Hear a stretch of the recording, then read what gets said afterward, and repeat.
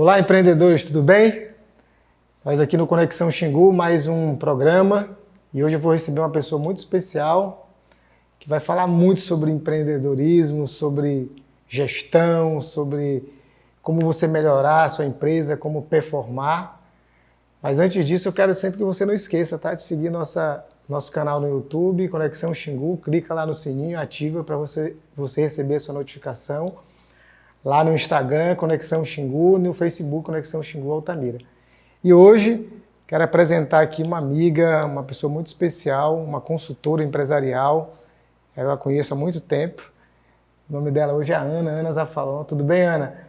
Prazer estar aqui no Conexão. Eu que agradeço o convite. É sempre muito bom falar sobre empreendedorismo, né? Falar sobre o que vem acontecendo na nossa região. Agradeço muito o convite. Ah, obrigado por tudo.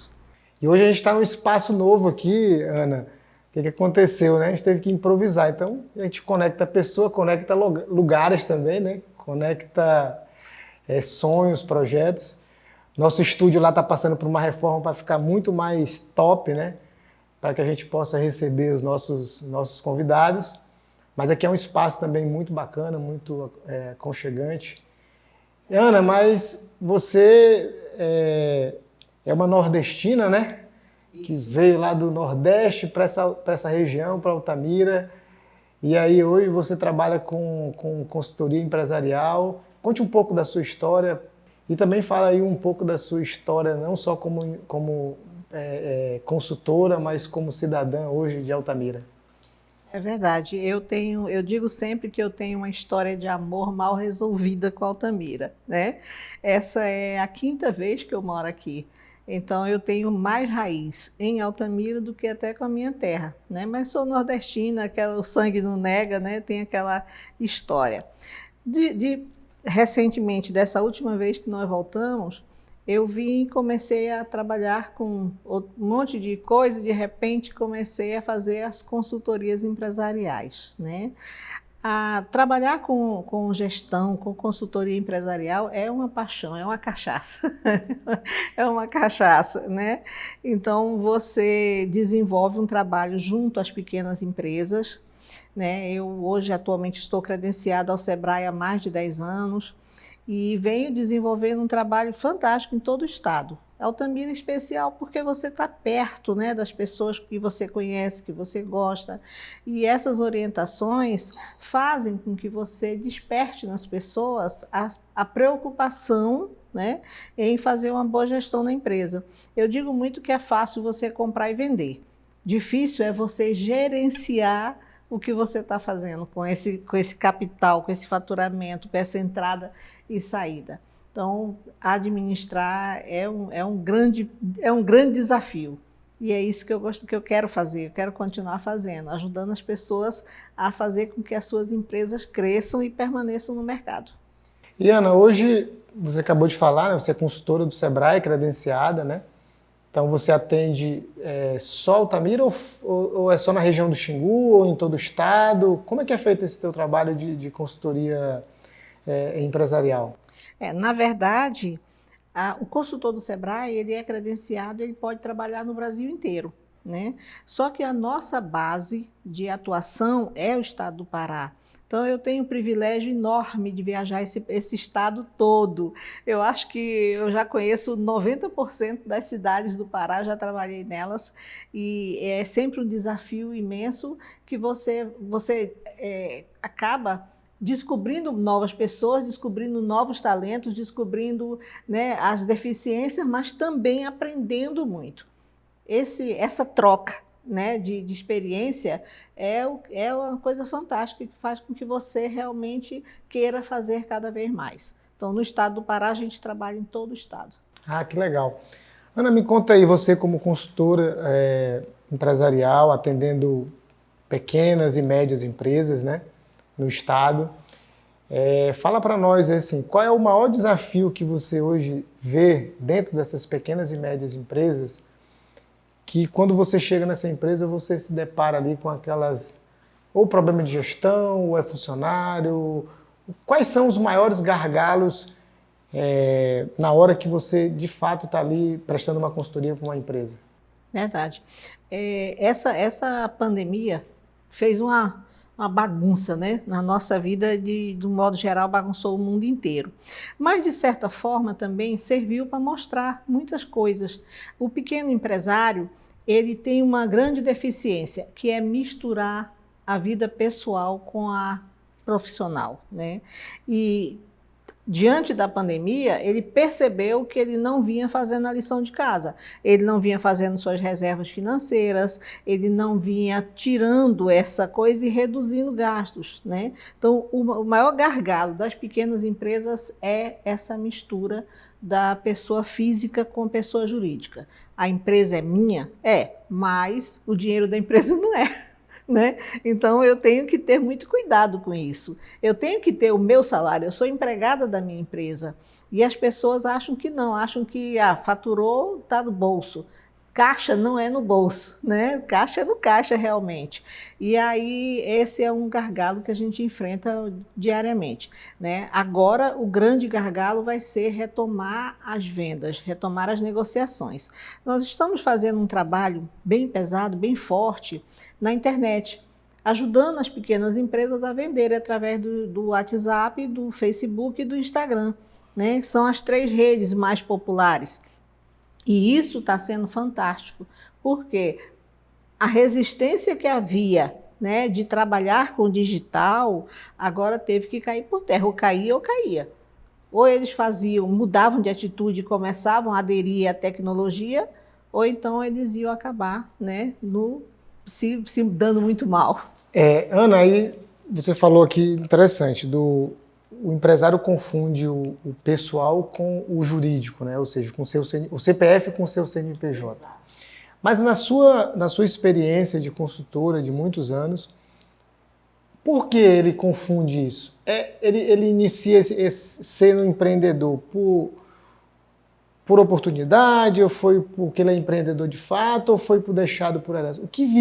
Por que esses vícios dele confundir esse pessoal com o profissional, ou seja, o CPF com o CNPJ? É verdade. Olha, nos últimos anos, com a construção da hidrelétrica, nós tivemos muito forte a questão do empreendedor por oportunidade e o empreendedor por necessidade, né? O empreendedor por oportunidade, ele realmente viu ali um nicho de negócio, então ele despertou, muitas vezes até ligado ao sonho da vida dele.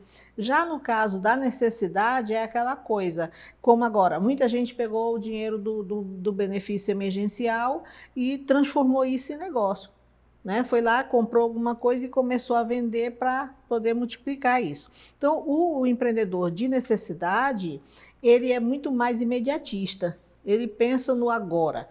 Quando começa a fluir, começa a faturar, começa a ganhar, ele começa a sonhar com a caminhonete, ele começa a sonhar com uma big casa, e aí ele começa a desfalcar a empresa.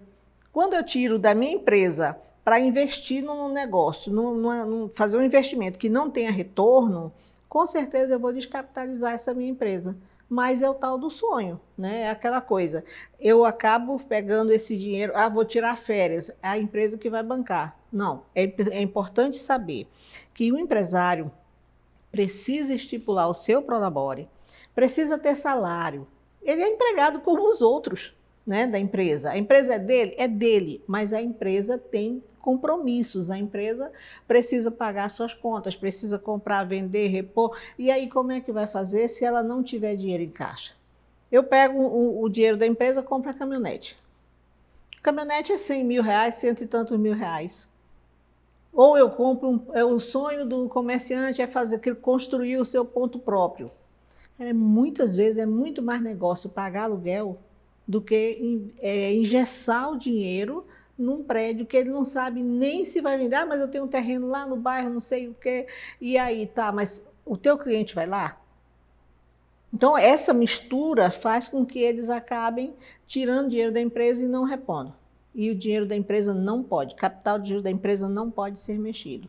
É importante a gente frisar isso. Então, olhando desse ponto de vista, ou seja, se eu estou empreendendo por necessidade ou por talento mesmo de empreender, mas eu tenho essa dificuldade de entender aí esse lado do físico com o jurídico. E se eu não tenho essa habilidade, esse conhecimento, é aí que vem o lado do consultor, de procurar um consultor, seja ele privado, seja ele, já que nós temos o Sebrae, você é consultora do Sebrae, ou seja, procurar o Sebrae para que o Sebrae possa disponibilizar um consultor para que vá até a empresa e ele possa ser ajudado, é isso? Eu tenho o maior orgulho de fazer parte do quadro de consultores do Sebrae. Eu vejo a importância que nós temos, né, diante dessas empresas. Por quê? Quando o consultor vai à empresa, e aí tanto ele particular como ele pelo Sebrae, ele faz um diagnóstico da empresa. Então ele verifica tudo que a empresa está faturando, como está, o que ele tem de estoque parado, porque estoque parado também é prejuízo, né? O consultor, ele faz um diagnóstico e ele precisa ser muito honesto e dizer para o empresário a real situação. Eu já tive muitos casos de eu dizer para a empresa, ou você para por aqui, ou então você vai quebrar. E acabou essa história. Eu não enfeito, né? Eu sou muito honesta. O caminho é esse. Eu já tive um cliente que ele, na época, aí não era daqui, era de Itaituba, na expectativa de construir hidrelétrica, ele começou a comprar terreno e foi tirando dinheiro da empresa. De repente, a coisa fechou mesmo, ficou feia, e ele gritou pelo Sebrae, a gente foi lá. Fiz todo o diagnóstico e eu disse a ele, olha, ele comprou 120 terrenos, reformou uma caminhonete, porque era a primeira caminhonete da vida dele, botou na garagem e comprou outra, né? Eu falei, olha, você vai ter que vender pelo menos 100 terrenos para poder repor o capital de giro da empresa. Você vai ter que decidir se você fica com a tua caminhonete do coração ou com a outra. E aí eu fiz toda uma estrutura. Ele disse assim, não, mas eu estou esperando ganhar dinheiro na época da hidrelétrica que eu vou, né? Ele estava tentando ganhar em cima de uma coisa que ele não sabia nem se iria, como até hoje não foi. Resumindo, eu falei para ele, olha, a situação é essa. E aí ele conseguiu vender ainda somente na verdade ele vendeu só 90 terrenos, repôs o capital de giro, salvou a empresa. Aí disse, professora, agora eu aprendi a lição. Mas é isso. Ou seja, eu falei, você ainda teve lucro porque você ficou com 30 terrenos. Né? Ele comprou uma chácara porque a dele não tinha água e a outra tinha, ficou com as duas. Não pode, a gente não pode desviar dinheiro da empresa. Nós temos que saber o tempo certo. Eu quero construir uma casa boa, legal, vou planejar. O segredo da boa gestão, o segredo para qualquer empresa ser um sucesso e ter futuro é planejamento. Então, Ana, a gente vai, no próximo bloco, eu quero que você me fale desses segredos aí para o empresário, dessas etapas para que ele seja bem sucedido. Ok? Ok.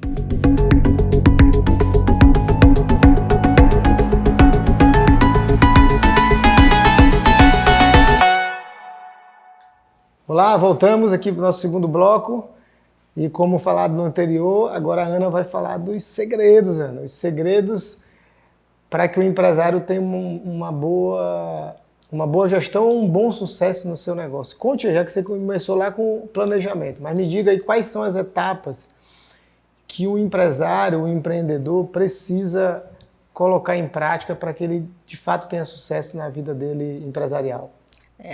A questão, eu acho que sim, planejamento é essencial, né? Se eu não planejo, provavelmente eu não vou saber o resultado.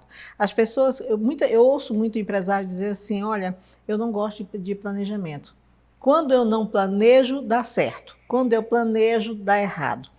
Eu digo, olha, realmente, quando você não planeja, você não espera. Qual a tua expectativa se você não planejou? Você não pensou no que você vai receber, o que você vai colher. Então, realmente o que vier é lucro. Se vier alguma coisa, é lucro para você. Então, se eu não planejar, eu não sei o que eu vou receber. Agora, se eu planejo, aí sim. E o que eu posso fazer? O planejamento, ele é muito versátil, né? Ele tem um jogo de cintura. Se você você planeja, você sabe onde você quer chegar. Se o caminho você está vendo que não é o caminho ideal, você pode refazer isso, né? Refazer a rota e corrigir antes que você chegue lá. O planejamento, ele não dá errado. Planejamento, você pode precisar corrigir rotas, você pode precisar estender o prazo, né? Se eu planejei até o dia 31 de dezembro e eu estou vendo que eu não vou conseguir aí, eu posso esticar um pouquinho até 31 de janeiro e tal. Mas o planejamento é essencial. Eu preciso saber o que eu quero, por que eu quero, quando eu quero. Então, eu tenho que fazer isso, eu tenho que colocar isso no papel. Se eu quero, por exemplo, mudar de segmento, né? Eu tenho uma loja de confecções femininas, eu quero botar uma loja masculina. Ok, vamos planejar. Escuta o teu cliente, pergunta para o teu cliente o que ele acha disso. Procura fornecedor, procura preço. Então, você começa a colocar no papel, né, essa mudança, se é importante, se vai ser boa e quando é que ela vai acontecer. Nós temos uma ferramenta de planejamento que ela é a 5W2H.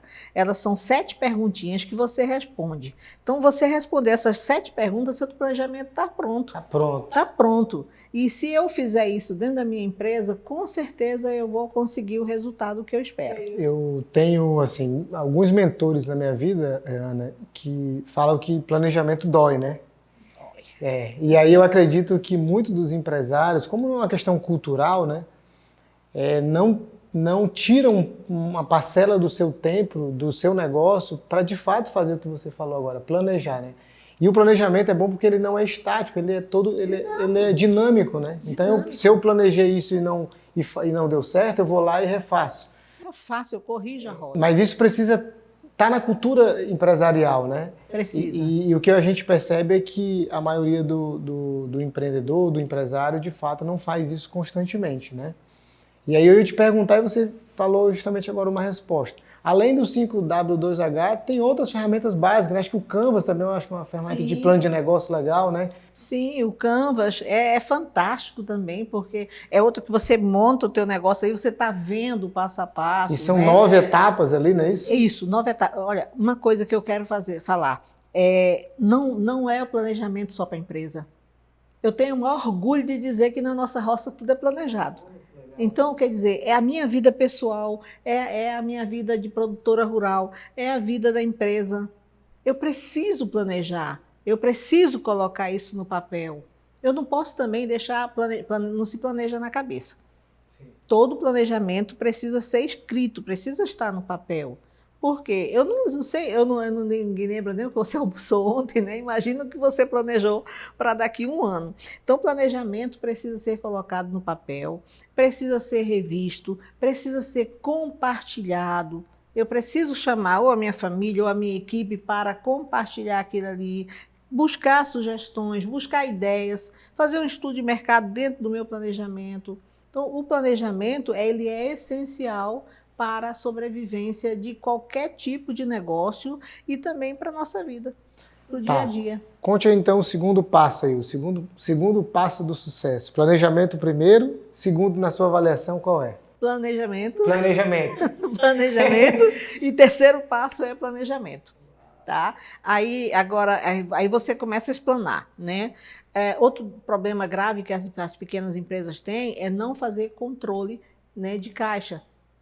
Controle de fluxo, não dá para você trabalhar também sem saber o que entrou, o que saiu e para onde foi. Né? Esse é outro problema também muito sério. Quando a gente fala que eles misturam, é aquela coisa, eu vou ali na rua, me dá R$100, vou abastecer o carro. Não, está errado. Isso precisa ser computado, isso precisa ser colocado na conta do empresário.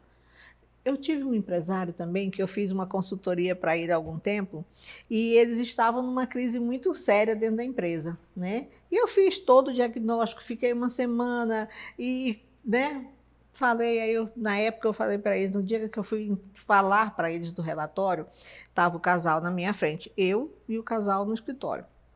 Eu disse, olha, infelizmente a gente vai ter que corrigir muitas coisas, vai ter que fazer muita coisa e tal. Aí eu virei para eles e falei, escuta, qual é a retirada de vocês da empresa? Aí ele disse, na época, uns R$3.000. Aí ela cutucou ele assim, né, disse, não, bem, dá uns 5.000. Eu disse, olha, infelizmente eu vou ter que decepcionar vocês. Aí ele disse, quanto é? Eu mostrei, falei, R$18.500. Ele, tá louca, Ana? Onde foi que tu achaste isso? Eu falei, olha, eu fiz um levantamento de tudo que a tua secretária me passou. Foi feito um diagnóstico, então a retirada de vocês é R$18.500. Eurípides, ele levantou e foi embora, ficou só eu e ela no escritório. E eu olhava para ela, ela sem graça, daqui a pouco ela levantou também e saiu, e eu fiquei sozinha no escritório. Eu falei, bom, vou embora. Eu estava em outra cidade. Aí eu falei para a moça, eu falei, olha, avisa os dois que eu estou no hotel, que eu vou amanhã, meio-dia. Então, se eles quiserem conversar ainda, eles podem me ligar que eu venho cedo. No dia seguinte ele me chamou, eu fui lá. Aí ele começou, me mostra, onde foi que tu achaste essa retirada toda? Isso já tem um tempinho. Aí eu comecei a mostrar, né? Olha, isso aqui, olha, mas isso aqui é a escola da minha filha? Eu falei, não, mas a empresa não tem filha, a retirada é tua. Não, mas isso aqui é da empregada lá de casa, da secretária de casa. Eu falei, também não é da empresa. E começamos, né? Comecei a mostrar. Isso aqui é da nossa chácara lá, não sei o quê. Eu falei, mas a chácara é tua ou é da empresa? É minha. Então, a retirada é tua. Eu sei que por último, estava a prestação da caminhonete. A bendita caminhonete. Aí disse, Ana, mas aqui é a caminhonete, Ana. Eu falei, mas a caminhonete está no nome de quem? Está no nome da empresa? Não. Então, a caminhonete é tua, a retirada é tua. Então, ou seja, tem que separar no Prolabore ali mensal, na sua retirada, o que é da empresa, o que é do seu salário, ou seja, se pagar. Exato. E aí, nessa história de se pagar, não é qualquer valor, né? É baseado no quê? No faturamento da empresa ou dentro das suas despesas normais, mensais? Como é que é, Ana? Ele é baseado no faturamento da empresa, mas principalmente ele é baseado no bom senso. É preciso ter bom senso para estipular também esse Prolabore. Porque assim, Eurípides, não adianta eu dizer que eu quero tirar 10 mil da minha empresa. Se eu não posso tirar. Se eu não posso, se ela não pode bancar isso. Então eu tenho que ter bom senso. Tá? É essa coisa. E outra, por que eu preciso estipular? Muitos empresários estipular um Prolabore para agradar o governo, para pagar recolher ali uma previdência, e aí eu digo que você estipulou o teu Prolabore real ou para o contador? Porque a maioria estipula para o contador. Entendeu? Então eu não posso fazer isso. Eu tenho que fazer real. Se eu sou funcionário, se eu recebo, se eu tenho um salário, eu sei que a minha despesa só pode ir até ali. Eu não posso extrapolar, eu não posso ficar devendo para o mês seguinte. Certo. Então, como empresário, eu também tenho que fazer isso. Eu também tenho que estipular um valor que dê para me viver, né, para que eu consiga sobreviver e eu não ultrapasse. E aí o que eu vou fazer? Eu vou anotar todas as minhas retiradas para adequar a este valor.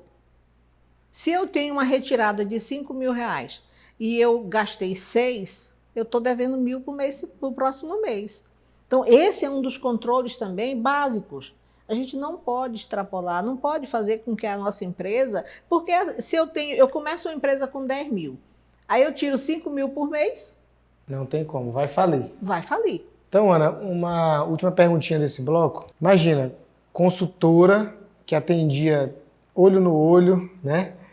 Até uns 5 meses atrás, e aí vem a pandemia, e essa reinvenção agora é o quê? Como é que está sendo os teus treinamentos, as tuas consultorias? É online, é por telefone, tem algum aplicativo, tem alguma metodologia? Como é que você está fazendo para fazer esses atendimentos agora?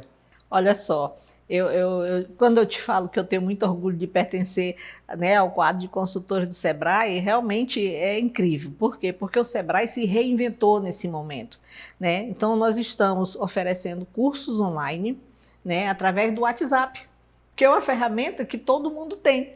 Né? Eu acho que eu não me lembro mais de alguém que diga, não, eu não tenho WhatsApp. né? Então, a gente está oferecendo cursos pelo WhatsApp, a gente está oferecendo desde maio para cá, a gente vai até o final de outubro. Nós estamos oferecendo também cursos de agronegócio através da internet. A gente está ensinando como abrir o MEI, como abrir o Google Meu Negócio. Ou seja, o Sebrae se reinventou usando essas ferramentas, né, das redes sociais. Então, nós estamos trabalhando direto. Eu saí de uma turminha e vim para cá. Que legal. Então, muito bom. Então, encerrando esse segundo bloco, agora para o terceiro, nosso último bloco, a gente vai falar agora da Ana, agora empresária, diferente de consultora, empresária. Então, aguarde aí que daqui a pouco a gente volta.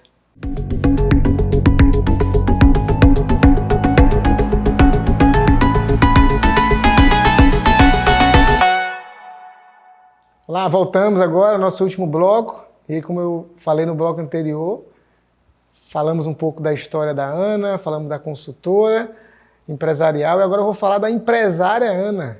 E uma grata surpresa, ela está empreendendo aqui, ó, no mel do vovô, né, rapaz? Mel do vovô, olha só.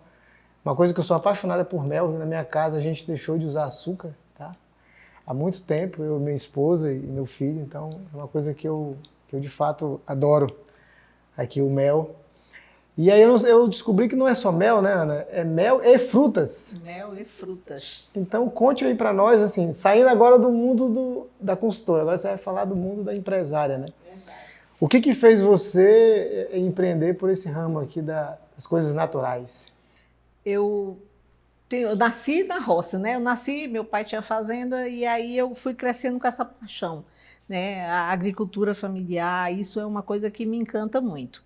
E nas minhas viagens do Sebrae, né, eu conheci um projeto, né, de apicultura no sul do Pará.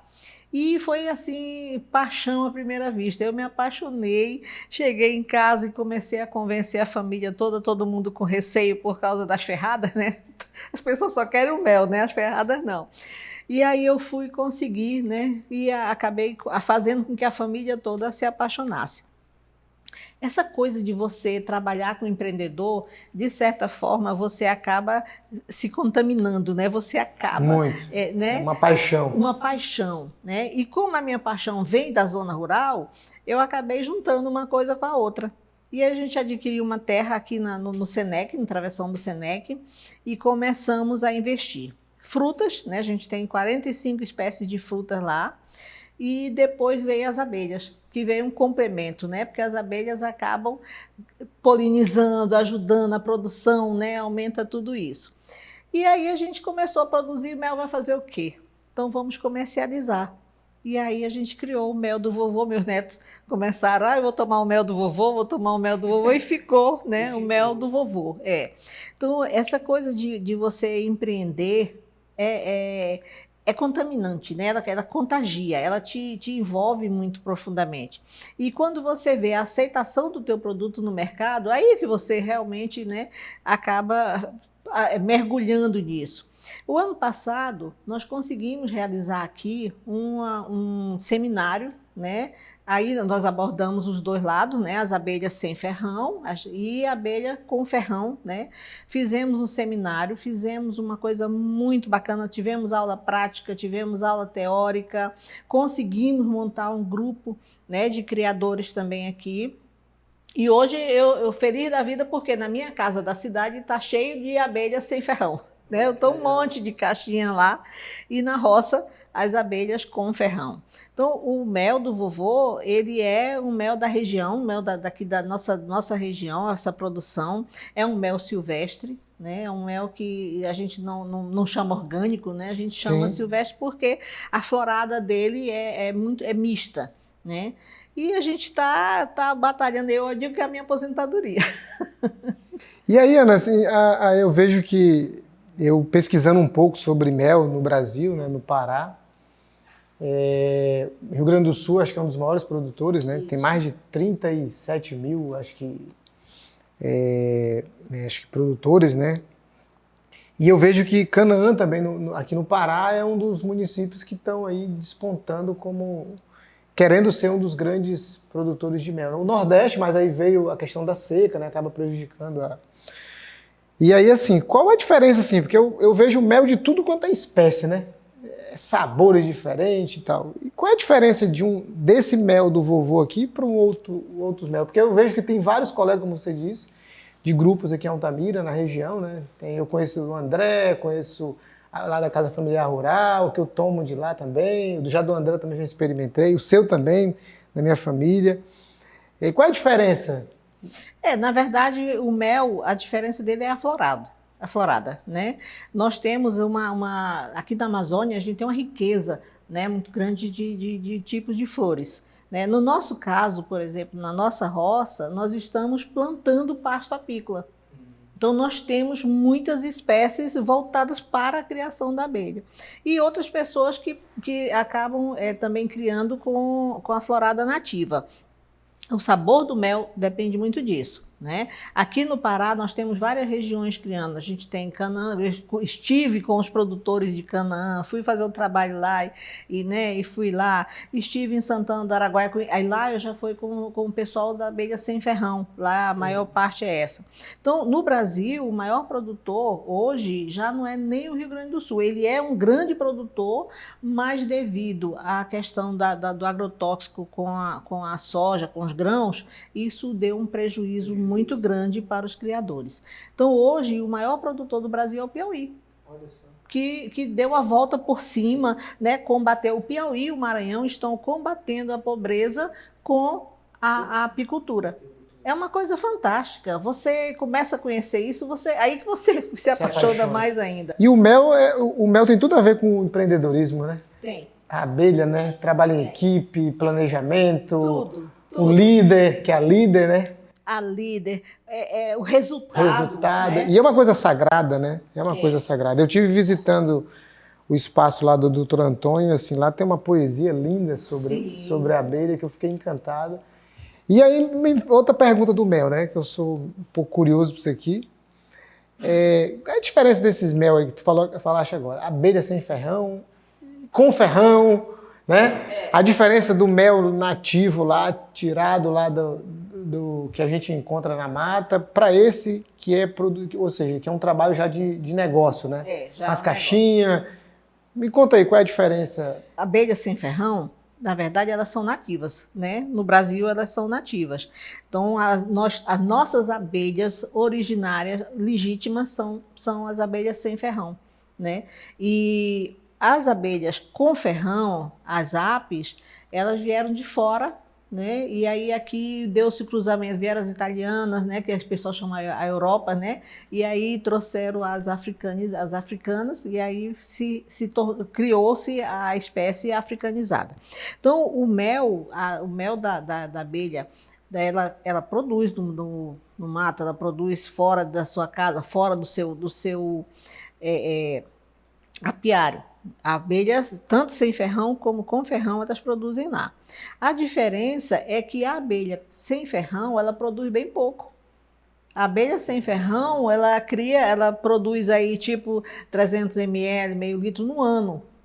E a abelha com ferrão, a apis, ela te produz numa caixa 20 quilos, 30 quilos, dependendo da florada, muita diferença. Né? Ela depende, e ela tem uma produção rápida. Né? As apis, elas têm, é fantástico. Você começa a ver a construção, a ver a forma como elas constroem os favos e tal, e a rapidez da produção. Só na época do inverno que aí reduz profundamente. A cor do mel, o estilo da abelha, falam que é um alimento sagrado, né? Um alimento solar, né? Que era muito usado pelos antigos egípcios, né? Em rituais e tal, ou seja, naquela época só os grandes sacerdócios podiam consumir e usavam nos rituais. Quando os grandes faraós faleciam, né, eles colocavam na urna, né, mortuária, eles colocavam um pote de mel. Né? O mel não vence. Né? A saúde, ela exige que a gente coloque, né, um prazo de consumo de 2 anos, mas ele não vence. Né? O mel, ele é indefinido. E assim, vamos falar de negócio, Iana. Hoje, quantos quilos de mel vocês estão produzindo lá na chácara de vocês hoje? Por mês, por ano? Qual é a média hoje? É por florada. É por florada. É por florada. Né? provavelmente a gente vai estar colhendo novamente agora, né? Então, depende, aquela coisa que a gente falou, a quantidade de caixas de abelha, e aí você tem essa Hoje, base quantas caixas vocês têm hoje? A nossa área, por ser pequena, a gente não está podendo crescer muito. Então, nós estamos trabalhando só com 30 caixas.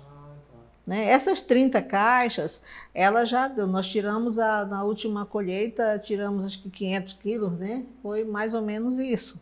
Então, você vai... E aí você lembra o seguinte... E essa florada é quantas vezes por ano? Aí, se não estiver chovendo demais, ela vai dando a cada 40 dias, a cada 45 dias, ela te dá uma florada, né? Vai depender disso aí. Qual é a diferença? O europeu, geralmente, a média do europeu em consumo de mel é 1,5 quilos, né? É por família, né? E no Brasil diz que não chega a 100 gramas. Por qual é a diferença? Se nós temos um clima... Potencial tem tudo e nós estamos abaixo disso, de um consumo de um nutriente extremamente rico. O Brasil só perde em exportação de mel para os Estados Unidos. Né? Então, o Brasil é um dos maiores exportadores de mel. E por que nós não consumimos? Toneladas. Porque o brasileiro, infelizmente, ele se alimenta mal. Né? A gente ainda tem essa dificuldade. E essa coisa de você não consumir mel é um desses problemas. Eu digo sempre, as pessoas usam mel para remédio. Mel não é remédio, Pronto. Mel é alimento. Pronto. Né? Então, é a questão de educação. Agora, durante a pandemia, houve um grande um boom de consumo. Mas eu digo, gente, por que aumentou tanto o consumo? Porque estão usando como remédio. E mel não é remédio, mel é alimento. E Ana, para a gente finalizar aí falando do mel do vovô, primeiro, aonde a gente encontra esse mel? É fácil a gente encontrar aqui em Altamira? Fácil. É fácil, né? Fácil. Tá em todos Todos os supermercados, farmácias, né? E nós também entregamos, né? Quando o cliente, se o cliente não encontrar tem algum contato aí, alguma rede social? Temos, nós temos. Pode falar aí. A gente vai colocar aqui no rodapé aí. Diga isso, aí. Nós temos os contatos principais, né? 93 99160 e 1190 e 9129 3140. Pronto. Né? São os dois. A gente também tem o Instagram do Mel do Vovô. A gente está se estruturando, né, para fazer isso. Que legal. O Mel do Vovô, inclusive, é uma marca que já está sendo registrada. Né? Ele já tem código de barra, ele tem toda uma... Né? As embalagens são todas profissionais, são todas esterilizadas. Né? Você vê que não tem como a pessoa violar, não tem como ela reaproveitar a embalagem. Isso é importante. A preocupação de você vender mel nessas garrafas que você pega, né? De todo jeito aí uma garrafa que não está muito, né, apropriada. Dá para fazer? Depende da pessoa. Se você confia na pessoa, na higiene da pessoa, tudo bem. Se não, você até corre riscos. Então, essa é uma preocupação. E nós estamos com um grupo bom de produtores aqui. Então, e o que falta hoje? Pergunta final aí, né? O que falta hoje para que Altamira, a região do Xingu aqui, se torne hoje uma potência na produção de mel no Pará e no Brasil? Incentivo. Que tipo de incentivo? Incentivo.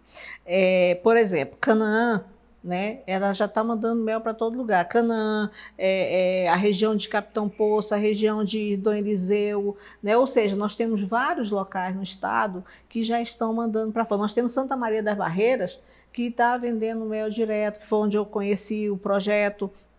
Então, o que a gente está precisando é de incentivo. Tanto no Piauí como no Maranhão, o governo abraçou essa causa. Né? A gente tem que incentivar, tem que ensinar, porque, Eurípides, a abelha, você não precisa dar comida, você não precisa dar água, você não precisa fazer nada. Você só precisa dar a ela as flores, o que ela precisar nesse sentido de ser, o alimento dela é esse, né? Então, a gente precisa incentivar as pessoas. Qualquer colono que tiver, por exemplo, uma terra, que tiver um pedacinho sobrando ali, ele pode colocar 10 caixas, 20 caixas. Ele pode vender, ele pode consumir, porque isso é importante que as pessoas, que o produtor também aprenda a consumir. Né? Essa coisa, por exemplo, de você, mas eu não sou diabético, não posso. Não, você não pode exagerar, mas você pode consumir. É saudável. Né? Então, nós estamos precisando de apoio para expandir isso aqui. Eu conheci um projeto no Piauí que é todo financiado pela Fundação do Banco do Brasil. E a gente aqui não está conseguindo. Nós já trouxemos aqui o ano passado um consultor do PNUD, né, que é o Programa das Nações Unidas para a Alimentação. Ele veio, ele ficou encantado. Nós temos potencial. O que está faltando para a gente é incentivo. Por exemplo, nós estamos esperando o selo arte da Depará. E aí?